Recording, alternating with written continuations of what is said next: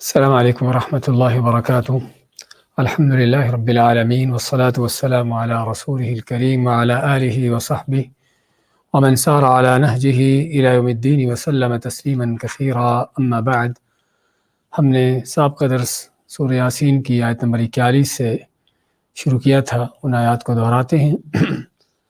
اعوذ باللہ من الشیطان الرجیم۔ وآیۃ لہم انا حملنا ذریتہم فی الفلک المشحون، اور ان کے لیے ایک بڑی نشانی ہے اللہ تعالیٰ کی قدرتوں کی اور مرنے کے بعد دوبارہ زندہ کرنے کی نشانیوں میں سے کہ ہم نے ان کو اٹھایا، ان کی نسلوں کو بھری ہوئی کشتی میں۔ وہ بھری کشتی نوح علیہ السلام کی وہ کشتی تھی کہ جو اللہ تعالیٰ کے حکم سے اور اللہ تعالیٰ کی رہنمائی سے انہوں نے بنائی تھی، اور اس میں اپنے ساتھ ایمان والوں کو سوار کیا، اور ان کے ساتھ جو ہے خشکی کے تمام جانوروں کے ہر جوڑے کو اللہ تعالیٰ کے حکم سے اس میں سوار کیا تھا۔ اسی فرمایا کہ وہ بھری ہوئی کشتی، تو ان کی نسلوں کو سے مراد یعنی نوح علیہ السلام کے ساتھ جو سوار ہونے والے تھے ان کی اولاد، ان کی آگے والی نسلیں۔ اور بیان کیا تھا کہ یہاں پر ذریہ یا ان کی نسلوں کا لفظ لانے کا مقصد کیا ہے کہ اصل احسان جو ہے صرف ان پر نہیں تھا کہ جو نوح علیہ السلام کے ساتھ کشتی پر سوار ہوئے تھے، بلکہ ان کے ساتھ احسان کے اوپر قیامت تک آنے والے تمام لوگوں پر احسان، کہ اگر وہ بچے ہیں تو قیامت تک آنے والی نسلیں بھی آگے چلی ہیں، اگر وہ نہ بچتے تو نوع انسانی وہاں پر ختم ہو جاتی اور باقی نسلیں بھی کو آنے والی نہ ہوتی۔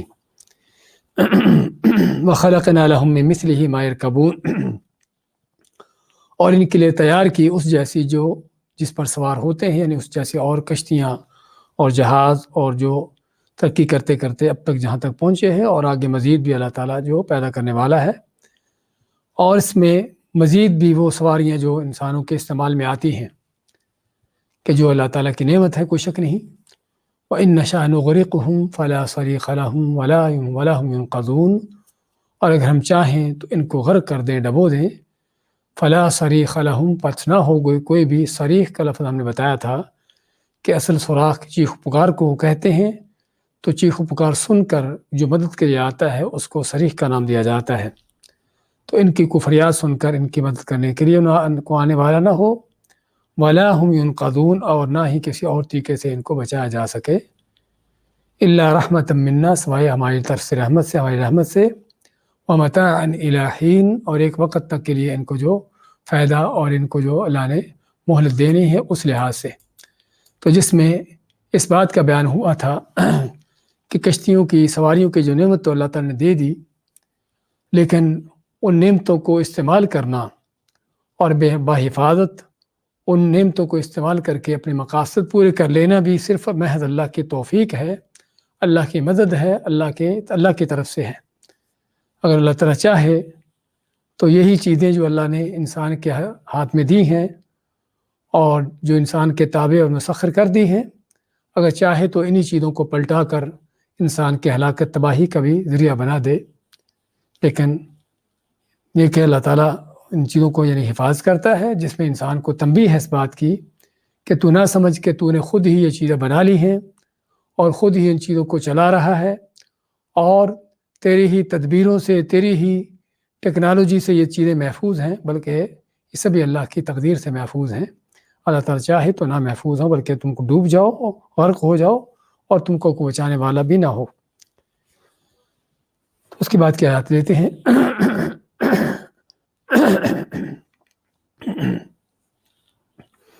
اعوذ باللہ من الشیطان الرجیم۔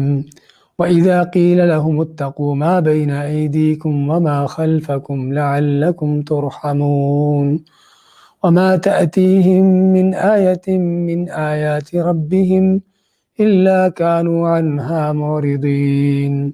وَإِذَا قِيلَ لَهُمْ أَنفِقُوا مِمَّا رَزَقَكُمُ اللَّهُ قَالَ الَّذِينَ كَفَرُوا لِلَّذِينَ آمَنُوا أَنُطْعِمُ مَن لَّوْ يَشَاءُ اللَّهُ أَطْعَمَهُ إِنْ أَنتُمْ إِلَّا فِي ضَلَالٍ مُّبِينٍ وَيَقُولُونَ مَتَىٰ هَٰذَا الْوَعْدُ إِن كُنتُمْ صَادِقِينَ مَا يَنظُرُونَ إِلَّا صَيْحَةً وَاحِدَةً إلا صيحة واحدة تأخذهم وهم يخصمون فلا يستطيعون توصية ولا إلى أهلهم يرجعون فلا يستطيعون توصية ولا إلى أهلهم يرجعون وَإِذَا قِيلَ لَهُمْ، اور جب کہا جاتا ہے ان سے، اتقوا، ڈرو یا بچو اس انجام سے، ما بین ایدیکم، جو تمہارے آگے ہے، وما خلفکم، اور جو تمہارے پیچھے ہے، لعلکم ترحمون، تاکہ تم پر رحم کیا جائے، وما تأتیہم من آیت من آیات ربہم، اور نہیں آتی ان کے پاس کوئی نشانی بھی ان کی رب کی نشانیوں میں سے، الا کانوا عنہا معرضین، مگر ہوتے ہیں یہ اس سے اعراض کرنے والے، منہ پھیرنے والے۔ وَإِذَا قِيلَ لَهُمْ، اور جب کہا جاتا ہے ان سے، انفقوا مما رزقکم اللہ، کہ خرچ کرو اس میں سے جو اللہ نے تم کو دیا ہے، قال الذین کفروا، تو کہتے ہیں وہ لوگ جنہوں نے کفر کیا، للذین آمنوا، ان لوگوں سے جو ایمان والے ہیں ان سے کہتے ہیں، انطعم من لو یشاء اللہ اطعمہ، انطعم، کہ ہم کھلائیں، من اس کو، لو یشاء اللہ، اگر چاہتا اللہ تعالیٰ، اطعمہ، تو اس کو کھلا دیتا، ان انتم الا فی ضلال مبین، نہیں ہو مگر تم کھلی گمراہی میں۔ وَيَقُولُونَ مَتَى هَذَا الْوَعْدُ إِن كُنتُمْ صَادِقِينَ، اور کہتے ہیں کہ یہ وعدہ کب ہوگا اگر تم سچے ہو تو، مَا يَنظُرُونَ إِلَّا صَيْحَةً وَاحِدَةً، نہیں انتظار کرتے مگر ایک ہی چیخ کا، ایک ہی کڑک کا، تَأْخُذُهُمْ، جن کو آ پکڑے، وَهُمْ يَخِصِّمُونَ، جبکہ وہ جھگڑ رہے ہوں، فَلَا يَسْتَطِيعُونَ تَوْصِيَةً، پس اس وقت نہ ان کو طاقت ہو کسی وصیت کرنے کی، ولا الی اہلہم یرجعون، اور نہ ہی اپنے گھر والوں کی طرف وہ لوٹ پائیں۔ سورہ یاسین کی آیت نمبر 45 سے 50 تک کی تلاوت اور ترجمہ پیش کیا گیا ہے۔ فرماتا ہے اللہ تعالیٰ، وَإِذَا قِيلَ لَهُمُ اتَّقُوا مَا بَيْنَ أَيْدِيكُمْ وَمَا خَلْفَكُمْ لَعَلَّكُمْ تُرْحَمُونَ، اور جب ان سے کہا جاتا ہے کہ ڈرو اس چیز کے انجام سے، اس عذاب سے کہ جو تمہارے اپنے ہاتھوں سے جو آگے کر چکے ہو، اپنے تمہارے ہاتھ جو آگے بھیج چکے ہیں، وما خلفکم، اور جو پیچھے تم گناہ کرنے والے ہو۔ ایک معنی اس کا یہ ہے کہ تمہارے جو اگلے گناہ ہیں، جو پچھلے گناہ ہیں، ان سے ڈرو، ان سے بچو، ان کے انجام سے بچو۔ اور دوسرا معنی یہ بھی کہ دنیا کے عذاب سے اور آخرت کے عذاب سے، ما بین ایدیکم سے مراد آخرت کا عذاب، وما خلفکم سے مراد یعنی دنیا کا عذاب، تو یعنی یا ما بین ایدیکم سے مراد دنیا کے اندر جو عذاب تم کو آ سکتا ہے، وما خلفکم سے مراد آخرت کا عذاب۔ تو دونوں ہی معنی مناسب ہیں اور دونوں ہی معنی یہاں پر مراد ہو سکتے ہیں۔ ایک ہی وقت میں اپنے گناہوں سے بھی اور اللہ کے عذاب سے بھی ڈرو جو آگے تم کو آنے والا ہے یا پیچھے تم کو، یعنی کہ تمہارے گناہوں کی وجہ سے آ سکتا ہے۔ تو جب ان سے کہا جاتا ہے، اللہ کا ڈر خوف ان کو دلایا جاتا ہے، تو جب ان سے کہا جاتا ہے، اذا قیل لہم، کہا جاتا ہے، اتقوا ما بین ایدیکم وخلفکم لعلکم ترحمون، تاکہ تم پر رحم کیا جائے۔ اس سے معلوم ہوا کہ اللہ کا ڈر خوف، اللہ کا تقوی، اللہ کے عذاب کی فکر ہونا، اس سے بچنے کے اسباب کرنا، اور اللہ کے عذاب سے جو ہے اپنے گناہوں کی فکر کرنا، ان سے توبہ طائب ہونا، یہ وہ چیزیں ہیں کہ جو اللہ کی رحمتوں کو پانے کا ذریعہ ہے، اس کا سبب ہے، کیونکہ اسی میں کہ لعلکم ترحمون، تاکہ تم پر رحم کیا جائے۔ لیکن یہاں پر ان کا جواب نہیں دیا گیا کہ ان کا آگے سے جواب کیا ہوتا ہے، کہا تو گیا ان کو، لیکن انہوں نے جواب کیا دیا، تو اس کا جواب حذف کرنے کا مقصد یہ ہے کہ انہوں نے اس سے اعراض کیا، اس سے منہ پھیرا، تو اسی اللہ تعالیٰ نے اس کو بیان ہی نہیں کیا، لیکن اس کا آگے نتیجہ بیان کر دیا کہ اگلی آیتوں میں ذکر کر دیا کہ جب بھی ان کے پاس کو اللہ کی طرف سے آیتیں نشانیاں آتی ہیں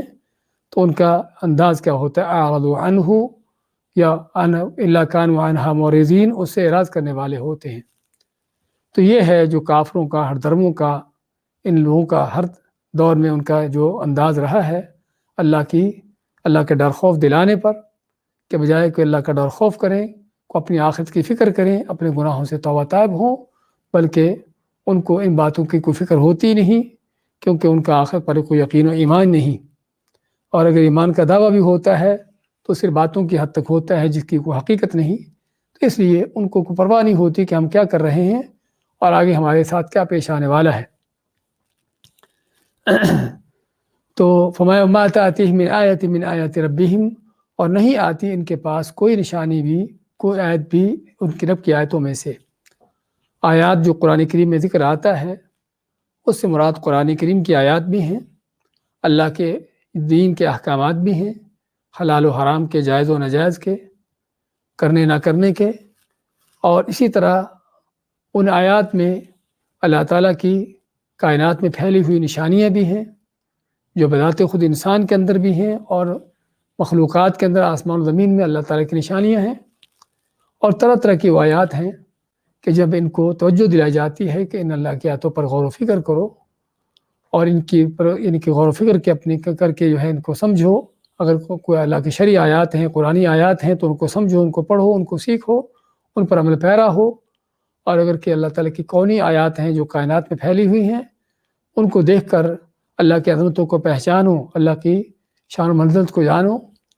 تو فرمایا ما تأتیہم من آیۃ من آیات ربہم، اور نہیں آتی ان کے پاس کوئی نشانی بھی ان کے رب کی نشانیوں میں سے، چاہے وہ شرعی نشانی ہو، وہ ان کے قرآن و سنت کی شکل میں ہو، یا کوئی کونی نشانیوں میں سے ہو جو ان کے اپنے اندر اللہ نے رکھی ہیں اور کائنات میں پھیلائی ہیں، طرح طرح کی نشانیاں کہ جس میں اللہ تعالیٰ کی قدرتوں کا، اللہ کی بلکہ توحید کا پتہ چلتا ہے کہ اللہ تعالیٰ ایک ہے، اس ایک سے زیادہ نہیں ہے۔ الا کانوا عنہا معرضین، مگر ہوتے ہیں وہ اعراض کرنے والے، اس سے، ان نشانیوں سے اعراض کرنے والے، ان سے منہ پھیرنے والے ہوتے ہیں۔ اللہ کی نشانیوں سے اعراض کے مختلف انداز ہوتے ہیں۔ کھلا کافر تو ویسے انکار کر دیتا ہے کہ میں ان چیزوں کو دیکھتا ہی نہیں، سنتا ہی نہیں، جانتا ہی نہیں کیا ہے۔ اور منافق جو ہے اس کا انداز یہ ہوتا ہے کہ اوپر سے دعوے ہوتے ہیں، اندر سے کچھ اور ہوتا ہے۔ اور بعض دنیا پرست، مادہ پرست کہ جن کو اللہ کے نشانیوں کو دیکھنے کی فرصت نہیں ہوتی، اپنی دنیا کے اندر اتنے مگن ہوتے ہیں، اتنے پڑے ہوتے ہیں کہ ان کو اللہ کی نشانیوں کو دیکھنا، ان میں غور و فکر کرنے کی فرصت ہی نہیں ہوتی۔ اور اس سے اعراض کرنے والے وہ لوگ بھی کہ جو پڑھ لکھ کر بھی، جان کر بھی کہ اللہ کا حکم ہے، اللہ کا فرمان ہے، اس کو پڑھ کر بھی، اس کو سمجھ کر کے پھر بھی جو ہے اس سے جو ہے روگردانی کرنا، اللہ کے حکموں کے خلاف چلنا، قرآن سنت کی تعلیمات کے برخلاف چلنا، تو یہ مختلف انداز ہے لوگوں کے اللہ کی نشانیوں سے اعراض کرنے کے۔ تو ہر انسان کو دیکھنا چاہیے کہ کہیں وہ بھی ان میں شامل تو نہیں ہے کسی نہ کسی اعتبار سے۔ اگر کھلے طور پر تو انکار نہیں کرتا، لیکن تعویل حجتے کر کے، قرآن سنت کو چھوڑ کر، اللہ کی نشانیوں کو، اللہ کی آیتوں کو ٹھکرا کر، ان کو چھوڑ کر اوروں کی باتیں لے آنا، کوئی شک نہیں کہ یہ اعراض ہے، اور بدترین اعراض کی شکل ہے۔ تو میں کہ جب بھی ان کے پاس ان کے رب کی نشانیوں میں سے کوئی نشانی آتی ہے تو اس سے اعراض کرتے ہیں، اس سے منہ پھیرتے ہیں۔ وَإِذَا قِيلَ لَهُمْ أَنفِقُوا مِمَّا رَزَقَكُمُ اللَّهُ، اور جب ان سے کہا جاتا ہے کہ خرچ کرو اس میں سے جو تم کو اللہ نے دیا ہے۔ سب سے پہلے تو ان کے الفاظ کو دیکھیے کہ الفاظ کیا ہیں۔ علامات ہے کہ خرچ کرو مما رزقکم اللہ، اس میں سے جو اللہ نے تم کو دیا ہے، یعنی تمہارا اپنا نہیں ہے، نہ تم نے خود حاصل کیا ہے، نہ تمہاری ذہن تو تمہاری قوت و طاقتوں کا وہ اس کا حاصل ہے یا اس سے تم کو حاصل ہوا ہے، بلکہ اللہ کا دیا ہوا ہے۔ تو اللہ تعالیٰ تم کو خود دے کر خود ہی کہتا ہے کہ جو تم کو دیا ہے اس میں کچھ نہ کچھ جو ہے میری راہ میں خرچ کر دو تاکہ تم کو اور دوں۔ تو آیت کو شروع اسی سے کیا کہ تاکہ انسان کو اس بات کی تنبیہ ہو کہ جو بھی کچھ اس کے پاس مال و دولت ہے، اس کے پاس وسائل دنیا کے ہیں، وہ سارے اللہ کے دیے ہوئے ہیں۔ تو جب ان سے کہا جاتا ہے کہ خرچ کرو اس میں سے جو تم کو اللہ نے دیا ہے، قال الذین کفروا، تو کہتے ہیں وہ لوگ جنہوں نے کفر کیا، للذین آمنوا، ایمان والوں سے کہتے ہیں، انطعم من لو یشاء اللہ اطعمہ، کیا ہم ان کو کھلائیں کہ جن کو اللہ تعالیٰ چاہتا تو خود ہی کھلا دیتا۔ کیا مطلب کہ اگر کسی غریب فقیر کو، کسی بھوکے کو، کسی محتاج کو کہا جاتا ہے کہ اس کی مدد کرو، اس محتاج کی، اس فقیر و غریب کے، اس بھوکے کو کھانا کھلاؤ، تو آگے سے کافر جو ہیں کیا کہتے مسلمانوں کو، یعنی اس طرح کی بات ہے کہ یعنی کہ جو ان کو کھانا کھلانے کا یا ان کو مدد کرنے کا کہتے، تو یہ کافر ان کو جواب دیتے، کیا تم چاہتے ہو کہ ہم ان کو کھلائیں جن کو اللہ تعالیٰ چاہتا تو کھلا دیتا؟ کیا مطلب ان کے کہنے کا کہ ان کو اللہ تعالیٰ نے خود ہی نہیں چاہا کھلانا، اللہ تعالیٰ نہیں چاہتا کہ ان کو کھلایا جائے، ان کو یہ چیزیں دی جائیں، تو اللہ تعالیٰ نے جب ان کو نہیں دی، اللہ نے ان کو نہیں کھلایا، تو ہم پھر کیوں کھلائیں؟ یہاں پر اللہ تعالیٰ کے بڑے مطیع فرمانبردار بن گئے، یعنی ان کے کہنے کا انداز یہ ہے کہ جیسے اللہ کے حکم کے بڑے تابع ہیں، اللہ کے حکم سے مراد یعنی اللہ کی مرضی کے، خود اللہ کی مرضی کو سمجھ رہے ہیں کہ اللہ تعالیٰ کیا چاہتا ہے اور بڑے اس کے مطابق چلنا چاہتے ہیں، ویسے اللہ پر ایمان نہیں ہے، ویسے اللہ کے دین کے دھجیاں اڑانا ہے، اس کی دشمنیاں کرنا ہے، اس کو مٹانے کی کوششیں ہیں۔ لیکن یہاں پر اللہ تعالیٰ کو حجت بنا دیا کہ اللہ تعالیٰ چاہتا تو ان کو کھلا دیتا، اگر اللہ تعالیٰ نے نہیں کھلانا چاہا تو ہم کیسے کھلائیں، کیسے اللہ کی مرضی کے خلاف کام کریں۔ ہاں، یہ ہے ان دجالوں کے انداز ہر دور میں، کہ جہاں ان کے اپنے مفادات ہوتے ہیں، چاہے وہ دین کے مسئلے کے اندر ہی کوئی ان کو مفاد ملتا ہو، وہ دین کی بات سیکھیں گے، بیان کریں گے، جانیں گے، اس کا بڑھ چڑھ کر چرچا کریں گے، اور جہاں پر جو ہے وہ ان کو کوئی مفاد نظر نہ آتا ہو بلکہ کچھ دینا پڑتا ہو، بلکہ کچھ قربانی دینا پڑتی ہو، تو وہاں پر پھر ان کے یہ انداز ہوتے ہیں جو یہاں پر پڑھ رہے ہیں۔ اس سے پہلے سورۃ النور میں ہم تفصیلاً پڑھ آئے ہیں کہ اللہ نے ان سے منافقوں کا حال بیان کیا ہے، اور اس طرح کے کافروں کا بھی، کہ جب ان کا حق ہوتا ہے یاتوا الیہ مذعنین، تو رسول کریم صلی اللہ علیہ وسلم کے پاس بڑے مطیع ہو کے چلے آتے ہیں، آپ کے پاس بڑے فرمانبردار ہو کے چلے آتے ہیں، اور جب ان کے خلاف کو مسئلہ ہوتا ہے تو پھر آپ کی طرف آنا بھی، آپ کی بات سننا بھی ان کو گوارا نہیں ہوتی۔ مقصد کیا ہے کہ اپنے مفادات کے بندے ہیں۔ تو اس لیے یہاں پر جب ان کو کہا جاتا ہے کہ ان کو کھلاؤ، یعنی اللہ تعالیٰ نے جو تم کو دیا اس میں سے خرچ کرو، اور ان بھوکوں کو کھلاؤ، ان محتاجوں کی مدد کرو، ان غریبوں کا سہارا بنو، اور جو ہے معاشرے کے جو محتاج معذور لوگ ہیں یا اس طرح کے لوگ ہیں ان پر بھی خرچ کرو۔ تو کہتے قال الذین کفروا، کہتے یہ لوگ جو کفر کرنے والے ہیں، للذین آمنوا، ان لوگوں سے جو ایمان والے، ان سے کہتے انطعم من لو یشاء اللہ اطعمہ، کہ ہم ان کو کھلائیں کیا جن کو اللہ تعالیٰ چاہتا تو کھلا دیتا۔ اور یہ صرف آپ کے زمانے کے کافروں کی بات نہیں ہے، آج بھی ہم اس طرح کی باتیں آئے دن سنتے رہتے ہیں، اور سنتے بھی کسی ہندو، سکھ، یہودی، عیسائی سے نہیں بلکہ اسلام کے دعوے داروں سے ہیں۔ اور یہاں پر اللہ تعالیٰ کا فرمان قال الذین کفروا، حالانکہ پہلے ان کی ضمیر استعمال کی ہے، وَإِذَا قِيلَ لَهُمْ، جب ان سے کہا جاتا ہے، وہاں پر کافروں کا لفظ نہیں کہا، کافروں کا نام نہیں لیا، کیونکہ کافروں کا ذکر چلا آ رہا ہے پہلے سے، تو اس لیے وہاں پر ضمیر ہی کافی تھی۔ اور یہاں پر بھی قال الذین کفروا کہنے کے بجائے صرف یہ ان کا کہہ دینا تو کافی تھا کہ قالوا انطعم من لو یشاء اللہ اطعمہ، یعنی کہ وہ کہتے کہ ہم ان کو کھلائیں جن کو اللہ تعالیٰ چاہتا تو کھلاتا۔ یہاں پر کافروں کا لفظ لانے کا مقصد کیا ہے؟ یہ بڑا اہم نقطہ ہے جسے ہم چاہتے ہیں کہ غور کیا جائے۔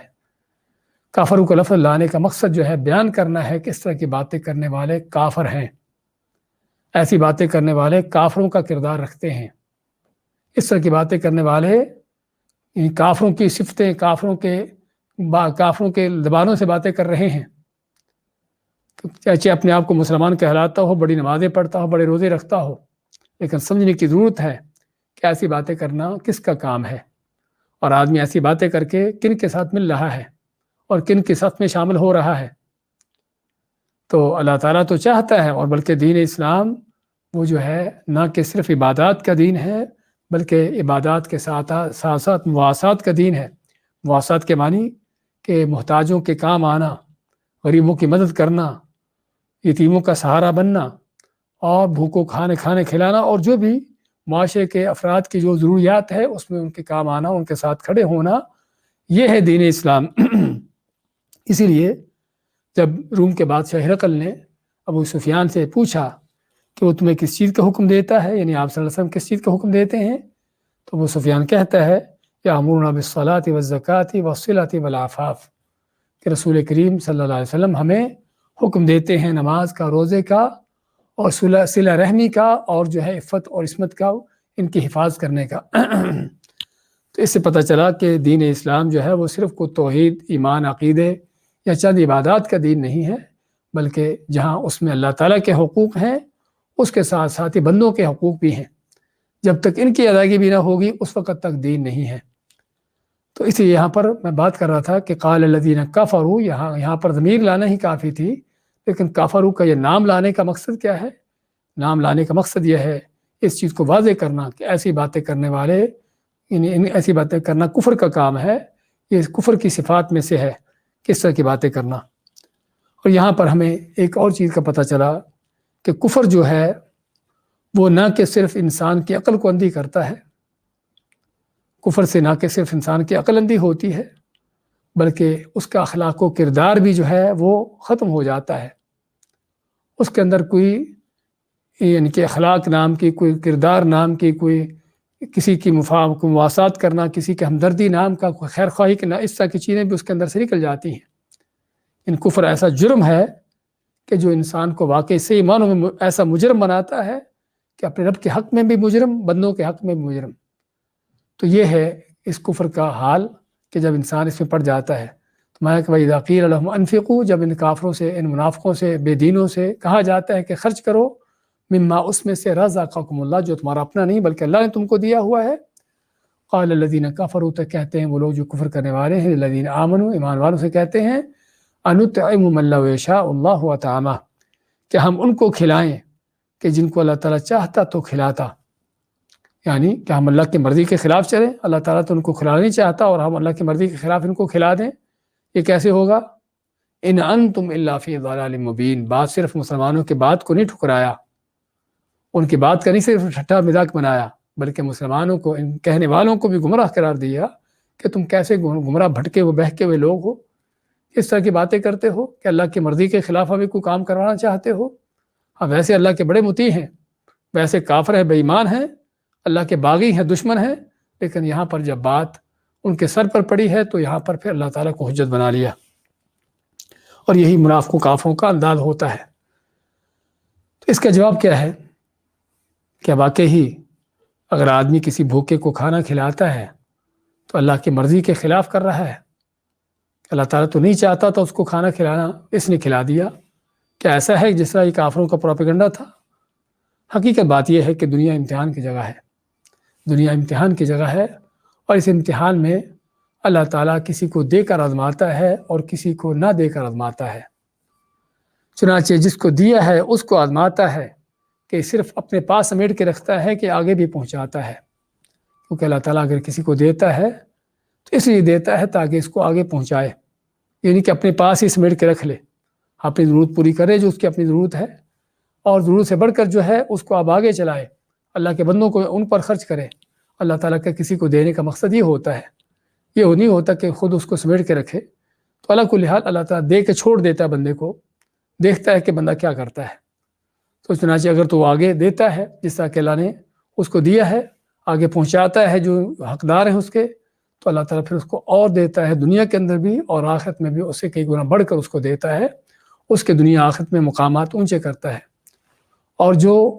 اللہ کے دیا ہوا اپنے پاس ہی سمیٹ کے رکھ لیتا ہے، پھر اللہ تعالیٰ دنیا کے اندر اس پر مارتا ہے۔ اللہ کی نعمت بعض اوقات اس آزمائش کے طور پر چلتی ہیں کچھ عرصہ تک، لیکن اللہ تعالیٰ کا اصل وعدہ یہی ہے کہ جو اللہ کی نعمتوں کی ناشکری کرتا ہے تو پھر اللہ تعالیٰ کا عذاب بھی بڑا شدید ہے، دنیا کے اندر بھی اللہ کے عذاب کے کوڑے پڑتے ہیں اس طرح کے لوگوں پر، اور آخرت کا عذاب تو جو ہے وہ تیار ہے۔ تو کہنے کا مقصد اس میں کیا ہے کہ اس میں اصل تو اللہ کی طرف سے آزمائش ہے کہ اللہ نے کسی کو اگر مالدار کیا ہے تو اس کو مالدار کر کے آزماتا ہے کہ وہ اس مال کو کہاں لگاتا ہے، کہاں خرچ کرتا ہے۔ کسی دوسرے کو فقیر بنایا ہے تو ان دونوں کے ایک دوسرے کے ساتھ امتحان کر دیا ہے کہ مالدار کا فقیر کے ساتھ، فقیر کا مالدار کے ساتھ امتحان کہ مالدار اپنا مال اس فقیر پر خرچ کرتا ہے نہیں کرتا، اور فقیر کا بھی امتحان کہ وہ اس اپنی فقر و فاقے پر، اللہ کی اس تقدیر پر کہاں تک صبر کرتا ہے، اور صرف حلال سے ہی اس کی کوششیں حاصل کرنے کی یا حرام کے رستوں کی طرف چل پڑتا ہے۔ تو حقیقت میں دنیا یہ ہے،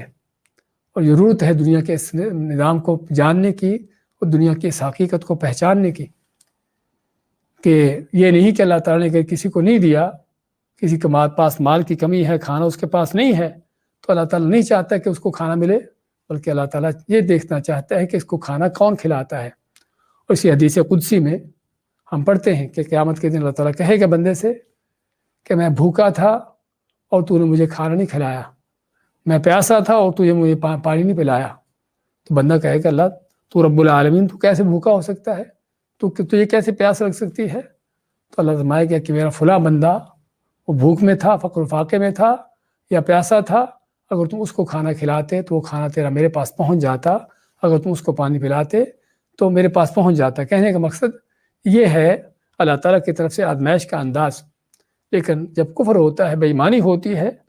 اور اللہ تعالیٰ کی پہچان ہوتی نہیں کہ اللہ تعالیٰ کی کیا حکمتیں ہیں اپنی کائنات میں، اللہ کے احکامات میں اللہ تعالیٰ کے کیا مقاصد ہیں، تو پھر ظاہری بات ہے ایسے کافر کہاں ان مقاصد کو جانیں گے، کہاں ان کو پہچانیں گے۔ تو اللہ کو لحاظ ضرورت ہے اس مسئلے کو جاننے کی، اور جیسا میں نے پہلے عرض کیا ہے کہ یہ باتیں صرف کہنے والے کو کھلے کافر ہی نہیں ہیں، یہ باتیں بعض اوقات ہم نمازیوں کے منہوں سے، دیندار لوگ جو اپنے آپ کو سمجھتے کہلا جاتے ہیں، ان کے زبانوں سے اس طرح کی باتیں سننے کو ملتی ہیں کہ جو حقیقت میں کفر کی باتیں ہیں۔ اللہ نے اس کے فرمایا قال الذین کفروا، کہتے ہیں وہ لوگ جو کفر کرنے والے ہیں، للذین آمنوا، ایمان والوں سے کہتے ہیں ان پر تان بازی کرتے ہوئے، انطعم من لو یشاء اللہ اطعمہ، کہ ہم ان کو کھلائیں کہ جن کو اللہ تعالیٰ چاہتا تو کھلاتا۔ ان انتم الا فی ضلال مبین، مگر نہیں ہو تم مگر کھلی گمراہی میں،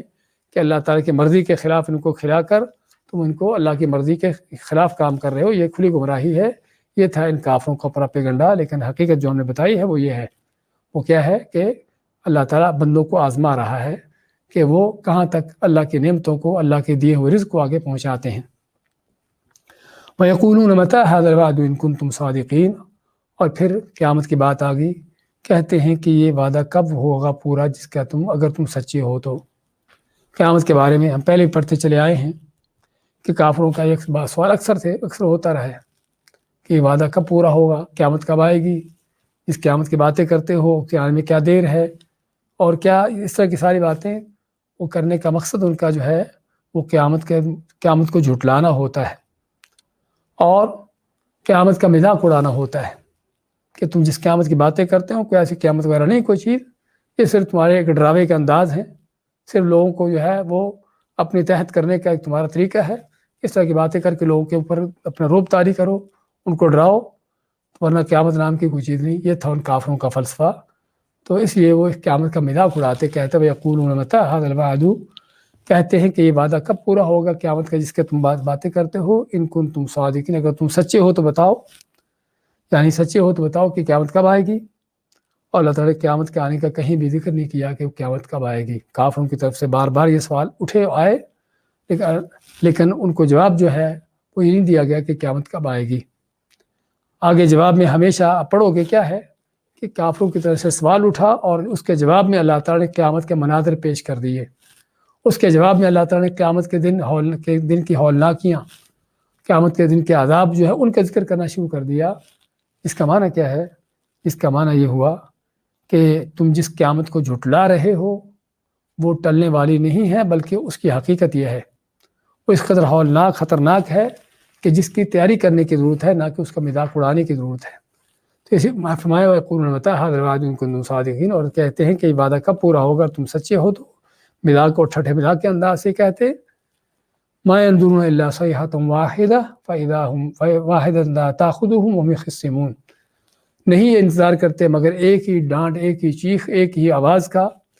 کہ جو ان پر پکڑے گی، ان کو آپ پکڑے گی، اور یہ اس حالت میں ہوں گے کہ ایک دوسرے سے سختی سے جھگڑ رہے ہوں گے، ان کے جھگڑے اور معاملات چل رہے ہوں گے۔ جب کافروں نے قیامت کا سوال کیا کہ کب آئے گی، تو اللہ نے یہ نہیں بتایا کب آئے گی۔ قیامت کا جواب دینے کے لیے ان کا جواب دیتے ہوئے قیامت کا ایک ہولناک منظر پیش کر دیا کہ وہ قیامت جس کی تم مذاق اڑا رہے ہو، جس کی تم باتیں کر رہے ہو، کب آئے گی، وہ کوئی ایسا آنے والی نہیں ہے کہ تم کو پہلے سے بتا کے آئے کہ میں آ رہی ہوں، بلکہ مَا يَنظُرُونَ إِلَّا صَيْحَةً وَاحِدَةً تَأْخُذُهُمْ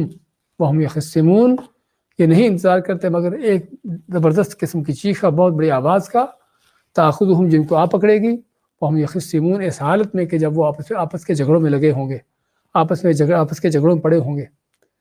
تو یہ ہے قیامت کی، اس کا تم مذاق اڑاتے ہو، آ کے رہے گی، ٹلنے والی نہیں ہے، اور جب آئے گی بھی تو اچانک، اس قدر اچانک آئے گی کہ صرف ایک چیخ، ایک بہت تیز آواز ہی ہوگی یعنی کہ تمہیں ہلاک کرنے کے، تباہ کرنے کے لیے، یا تمہیں جو ہے تمہارے اوپر جو ہے تمہاری موت طاری کرنے کے لیے تم پر ایک آواز ہی کافی ہوگی، اس کے لیے کوئی بہت بڑے، کوئی لمبے چوڑے چیزوں کی ضرورت نہیں ہے۔ اور فرمایا کہ وَهُمْ يَخِصِّمُونَ کے اندر کیا ہے، اس حالت میں کہ جب وہ اپنے جھگڑوں میں پڑے ہوں گے۔ وہ جھگڑے کیا ہیں؟ جھگڑوں سے مراد یعنی لوگوں کی آپس کی باتیں، آپس کے ان کے معاملات، آپس کے ان کے لین دین، آپس کے ان کی اس طرح کی چیزیں، کہ جس کے نبی صلی اللہ علیہ وسلم نے وضاحت کرتے ہوئے بیان فرمایا کہ تقوم الساعة والرجل يحلب اللقحة فما يصل إلى الإناء فما يصل إلى الإناء إلى فيه حتى تقوم، کہ قیامت اس قدر اچانک قائم ہوگی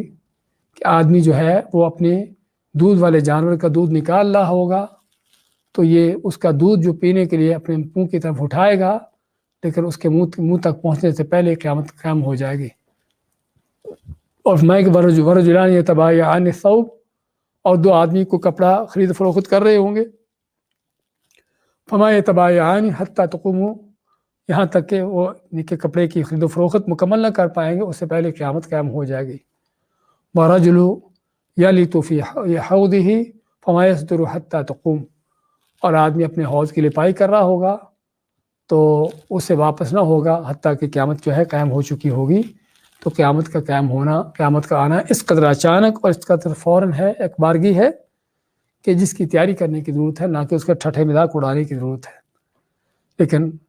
جس طرح کہ کفر کا معاملہ ہے، کفر کا معاملہ یہی ہے کہ جب اس کی پر ایمان لانا ہی نہیں، اس کو جھٹلانا ہے، تو پھر اس کے ٹھٹھے مذاق اڑا کر اس کا انداز کرنا ہے۔ میں وَيَقُولُونَ مَتَىٰ هَٰذَا الْوَعْدُ إِن كُنتُمْ صَادِقِينَ، یہ وعدہ کب پورا ہوگا اگر تم سچے ہو تو بتاؤ۔ مَا يَنظُرُونَ إِلَّا صَيْحَةً وَاحِدَةً، نہیں یہ انتظار کرتے مگر ایک ہی چیخ کا، ایک ہی زبردست آواز کا، وہ آواز جو کہ اسرافیل سور پھینکے گا، سور پھونکے گا پہلی بار، اور یہ پہلا سور ہوگا کہ جس سور کے پھونکا جانے سے جو ہے وہ ہر چیز ختم ہو جائے گی، اور ہر چیز یعنی کہ ان کی تباہی ہو جائے گی، اور قیامت کے ساتھ قائم ہو جائے گی۔ فَلَا يَسْتَطِيعُونَ تَوْصِيَةً وَلَا إِلَىٰ أَهْلِهِمْ يَرْجِعُونَ، ہاں قیامت کا قیام ہونا اس قدر اچانک ہوگا اور فوراً ہوگا، ایک بارگی ہوگا کہ لوگ جو ہیں، جسے بتایا ہے کہ یخصمون آپس کے معاملات میں پڑے ہوں گے، اور کوئی ان میں سے اپنے گھر کی طرف واپس لوٹنے کی اس کو فرصت بھی نہ ہوگی۔ فَلَا يَسْتَطِيعُونَ، نہیں طاقت رکھیں گے، توصیۃً کوئی وصیت کرنے کی۔ آدمی عام طور پر جب مر رہا ہوتا ہے، دنیا سے جا رہا ہوتا ہے، تو دیکھتا ہے کہ موت آ رہی ہے، وقت قریب ہے، تو کوئی نہ کوئی وصیتیں کرنا شروع کر دیتا ہے تاکہ موت کے بعد، مرنے کے بعد اس کی وہ چیز کام آتی رہے، کہ اللہ کی راہ میں فلاں جگہ پر یہ دینا، فلاں یہ جگہ پر ایسا کر دینا۔ کوئی نیکی کے کام اس کو یاد آتے ہیں جن کی وہ وصیت کر کے جاتا ہے۔ تو چنانچہ یہ وصیت اس نے جو کی ہے، اس حالت میں بھی چاہے کی ہے، لیکن پھر بھی اس کو فائدہ ہوگا۔ لیکن جن پر قیامت کے قیام ہونے کا معاملہ بات ہو رہی ہے، وہ اس قدر اچانک قائم ہوگی کہ ان کو کسی کو وصیت کرنے کی بھی فرصت نہ ملے گی۔ فَلَا يَسْتَطِيعُونَ تَوْصِيَةً، پر نہ پس نہ وہ کسی طرح کی وصیت کر سکیں گے، وَلَا إِلَىٰ أَهْلِهِمْ يَرْجِعُونَ، اور نہ اپنے گھر والوں کی طرف لوٹ سکیں گے کہ ان کو جا کر کوئی بتا سکیں، کچھ ان کے ساتھ بات چیت کر سکیں کہ قیامت قائم ہو رہی ہے، دنیا ختم ہو رہی ہے، تو ان کو وصیت کر لے، کوئی ایسی بات بھی نہ ہو پائے گی۔ تو یہ ہے وہ قیامت جس کا کافر جو ہے مذاق اڑاتا ہے اور جس کو جھٹلاتا ہے، جو اس قدر اچانک ہوگی اور جو اس قدر جو ہے وہ یعنی فوراً آئے گی کہ جو جہاں بھی ہوگا اس کو وہیں پر دھر لیا جائے گا، نہ کوئی گھر لوٹ سکے گا، نہ کوئی وصیت کر سکے گا، وہ جو جہاں پر ہے وہیں پر وہ قیامت کو اس کو آ پہنچے گی، اور لوگ جو ہے اپنے حساب کے لیے اللہ کے ہاں پہنچائے جائیں گے۔ دوبارہ دیکھیں آج کی آیتوں کو۔ وَإِذَا قِيلَ لَهُمُ اتَّقُوا مَا بَيْنَ أَيْدِيكُمْ وَمَا خَلْفَكُمْ لَعَلَّكُمْ تُرْحَمُونَ، اور جب ان سے کہا جاتا ہے کہ ڈرو اس چیز کے انجام سے، اس عذاب سے جو تمہارے آگے اور جو تمہارے پیچھے ہے، لعلکم ترحمون، تاکہ تم پر رحم کیا جائے۔ وما تأتیہم من آیۃ من آیات ربہم، اور نہیں آتی ان کے پاس ان کے رب کی نشانیوں میں سے کوئی نشانی بھی، الا کانوا عنہا معرضین، مگر ہوتے ہیں یہ اس سے منہ پھیرنے والے، اعراض کرنے والے۔ فإذا قیل لهم انفقوا مما رزقکم اللہ، اور جب ان سے کہا جاتا ہے کہ خرچ کرو اس میں سے کہ جو اللہ نے تم کو دیا ہے، قال الذین کفروا، تو کہتے ہیں وہ لوگ جو کفر کرنے والے ہیں، للذین آمنوا، ان سے جو ایمان والے ان سے کہتے ہیں، انطعم، کیا ہم کھلائیں، من لو یشاء اللہ اطعمہ، کہ جس کو اگر اللہ تعالیٰ چاہتا تو اس کو کھلا دیتا، ان انتم الا فی ضلال مبین، تم نہیں ہو مگر کھلی گمراہی میں، یعنی ہمیں یہ کہہ کر کے ان کو کھلاؤ، یہ باتیں کر کے تم کھلی گمراہی کا کام کر رہے ہو۔ فیقولون متی ھذا الوعد ان کنتم صادقین، اور کہتے ہیں کہ یہ وعدہ کب پورا ہوگا اگر تم سچے ہو تو۔ ما ینظرون الا صیحۃ واحدہ، نہیں یہ انتظار کرتے مگر ایک ہی آواز کا، چیخ کا، تاخذہم، جن کو آپ پکڑے گی، وہم یخصمون، جبکہ وہ جھگڑوں پڑے ہوں گے۔ فلا یستطیعون توصیہ، پس نہ یہ طاقت رکھیں گے کوئی وصیت کرنے کی، ولا الی اہلہم یرجعون، اور نہ ہی اپنے گھر والوں کی طرف لوٹ پائیں گے۔ بارک اللہ فیکم۔